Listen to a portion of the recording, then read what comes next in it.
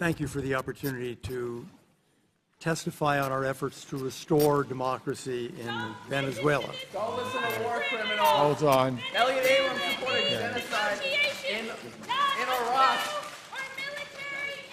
Elliott Abrams is going to send weapons to Venezuelan right-wing factions to cause a genocide like he did in Guatemala and El Salvador. Join Code Pink and answer coalition. No to Venezuela! Okay. The chair will remind all persons in the audience that any manifestation of approval or disapproval of proceedings is in violation of the rules of the House and its committees. Mr. Abrams, I apologize. Please continue. Venezuela is at a crossroads. Over the past month, we've witnessed a massive outpouring of hope and courage and tenacity by the Venezuelan people. We saw it again yesterday, as they have taken to the streets to protest a regime that has brought them nothing but poverty and misery and repression. They have placed their hopes in a young, dynamic, and legitimate leader, Juan Guaido, to lead them through a transition to democracy. And we join the Venezuelan people in this effort. Under the Maduro regime, the situation inside Venezuela will only get worse. Venezuela has become the most violent country in the world.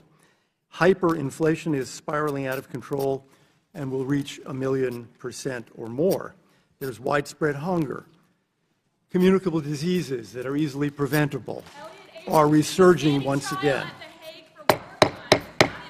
May I remind the chair will remind all persons in the audience, if we have to clear the hearing of spectators, we'll do it.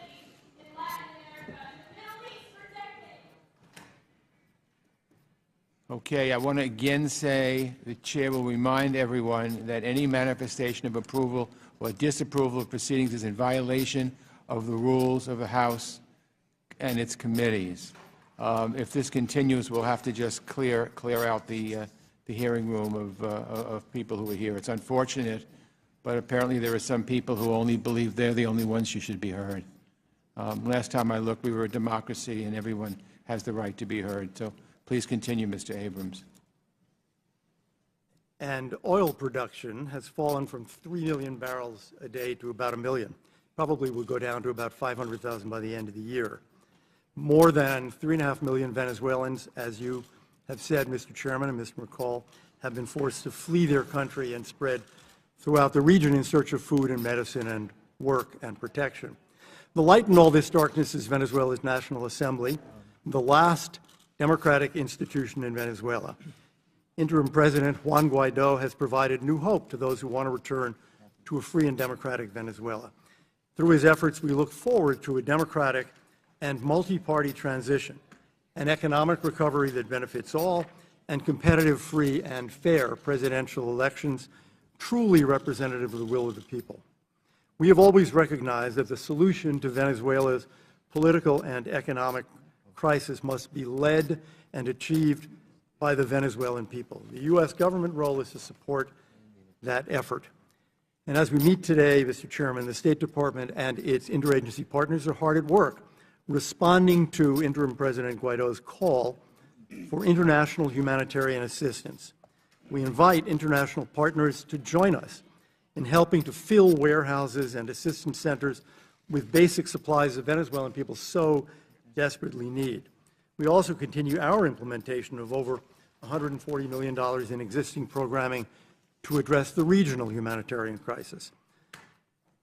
As you've said, Maduro and his cronies are conspiring to prevent this life-saving assistance from reaching the Venezuelan people. But, of course, those at the top of the regime are well-fed. They impose misery on the Venezuelan people, but they do not share it. The United States has effectively levied individual and sectoral sanctions on the Maduro regime. We have exponentially increased the cost of doing business for the regime in the gold sector, the financial sector, now in the oil sector, the combination of which has created enormous pressure on Maduro and his band of thieves. We've frozen bank accounts. We have revoked visas of those who benefit from their corruption, and complicity. And this is not a U.S. effort alone. It's now more than 50 democracies in this hemisphere and around the world. The Venezuelan desire for freedom has galvanized a global effort on behalf of interim President Guaido. As a result of this growing pressure, there is a storm brewing inside the Maduro regime that will eventually bring it to an end. While it is impossible to predict the moment this will happen, we believe the current political and economic environment is unsustainable and that he will not be able to weather it much longer.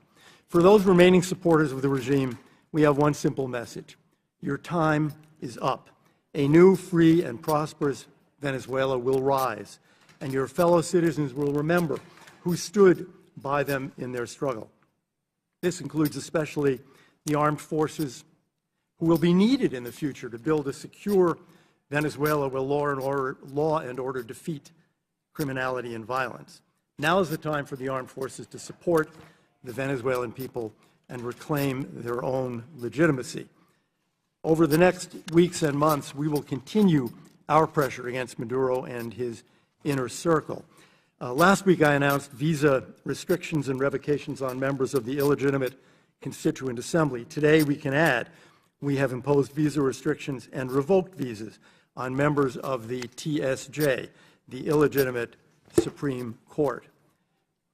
But we will also provide off-ramps to those who will do what is right for the Venezuelan people.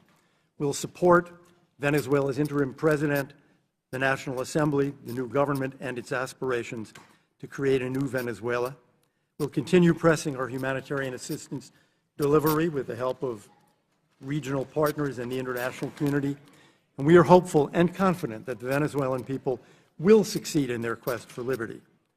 And when they do achieve this monumental goal, it will show despots and dictators not only in our hemisphere, but in the rest of the world, that the will of the people for freedom will prevail over those who try to suppress it.